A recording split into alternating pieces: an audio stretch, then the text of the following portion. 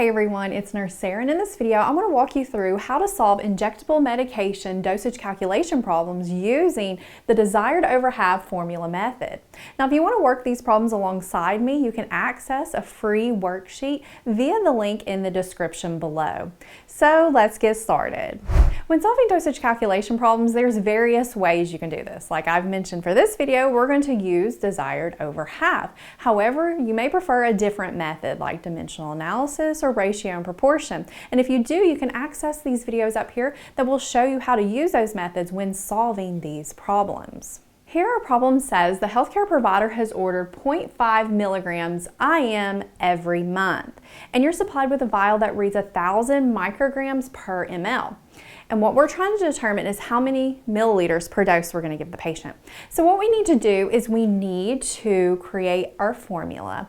And if you're not familiar with this method, let me quickly go over this formula with you. So it's the desired dose over the dose you have, hence why we call it desired over half. So it's the ordered dose that they want the patient to have over what you have on hand, hence you're supplied. And you're going to multiply that by the quantity, here it will be our volume, and that should equal X, what you're solving for. So here I have these little asterisks. I wanted to put that here to help remind you that these units of measurement must match each other before you actually go and solve. Always remember that. So for instance, if you have milligrams here and then you have micrograms here, you can't go ahead and solve. You've got to do some converting to make sure they all match, and then you can solve. So let's go ahead and do this problem, and that'll make a little bit more sense. Okay, so our desired dose, it is desired, hence what's been ordered is 0.5 milligrams. So we're going to put 0.5 milligrams here over what you have. That is your supplied. You have on hand a dose of 1,000 micrograms. Multiply that by the quantity, which here is the volume, and that's 1 milliliter, and that should equal X, what you're solving for, your milliliters per dose. Before we solve, we have to make sure these units match up. We have milligrams here, micrograms here, they don't, so we need to do some extra calculating to convert these over before we can actually solve. So we're going to take this 0.5 milligrams and convert it into micrograms. So in order to do that, you've got to pull your information from your metric table. Always memorize your metric table because it'll make solving these problems so much easier. We know that there are 1,000 micrograms. It will equal 1 milligram. So 1,000 micrograms equals 1 milligram. Now, there's a couple ways you can do this. One way is you can look at where you're going. You're going from a larger unit of measurement, milligrams, to a smaller unit, which is micrograms. So whenever we go from large to small, we are going to multiply. So we can multiply 0.5 by 1,000. And I got the 1,000 from our metric table. And whenever we do that, we get 500 micrograms. So that is what we're going to plug in there instead of that. Now another way you could do it is you could just move your decimal point. This way it's set up allows for that. Again, you have to look at where you're going. Here we're going from large to small. So we would move the decimal point 3 places to the right. But if we were going from small to large, say we're going from micrograms to milligrams, we would move the decimal 3 places to the left. But here we're going right. Okay, here's our number. We're going to move 3 places to the left. So 1, 2, 3.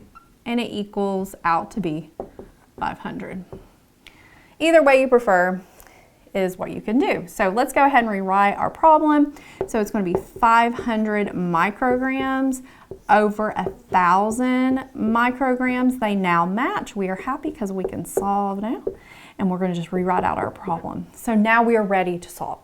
500, and we're going to divide this part. So 500 divided by 1,000 gives us 0.5. Bring the other part down here. And we're going to say 0.5 times 1 gives you 0.5. And that's your answer, 0.5 milliliters per dose. This problem says that the healthcare provider has ordered 1 gram IM every 8 hours. and you're supplied with a vial that reads 250 milligrams per ml. And what we need to solve for are the milliliters per day. So we're not solving for the milliliters per that individual dose, but what the patient's going to get in that whole 24-hour period. Always make sure you read exactly what your question wants from you, because they like to be tricky. Okay, first what we're going to do is we are going to plug into our formula. So the desired dose, hence what it's ordered, is 1 gram over what you have on hand. You have this vial that has 250 milligrams in it. You're going to multiply that by the quantity, which here is our volume, that's 1 milliliter, and that should equal X. Can we solve? These units do not match. We have grams here and milligrams there, so we need to do some converting. And this converting actually is going to be pretty easy. All we have to do is pull from our metric table. Let's convert this 1 gram into milligrams. And we know from the metric table that 1 gram equals 1,000 milligrams. So there wasn't much math we had to do. Therefore, let's plug this number in here. So 1,000 milligrams over 250 milligrams. They match, we are happy, times 1 milliliter equals X. So everything matches, now we're ready to solve. 1,000 divided by 250, that gives us 4. Times the 1 ml equals X. Multiply 4 times 1, that gives us 4 milliliters per dose. And that is what X equals. Okay, but pay attention. Am I done? No, I am not. Because it's just told me the milliliters per that individual dose. I need to know how much they're getting all day. So I need to look more at my problem. It says that the patient needs to get it every 8 hours. How many hours are in a day? There's 24. So if the patient is getting it every 8 hours, how many doses is that? That's 3 doses that they're getting, spread out over that 24-hour period. So if they're going to get 4 milliliters here, 4 milliliters there, and 4 milliliters there, how many are they getting? You would just take 4 times that by 3. That gives you 12 milliliters per day that this patient is getting, and that is your answer. For our next problem, I'm going to change things up just a little bit. We're still going to do an injectable medication calculation, but I'm going to make it weight-based.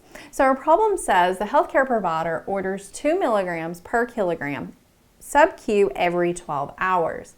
So what that says is that for every kilogram that this patient weighs, they need 2 milligrams of medication.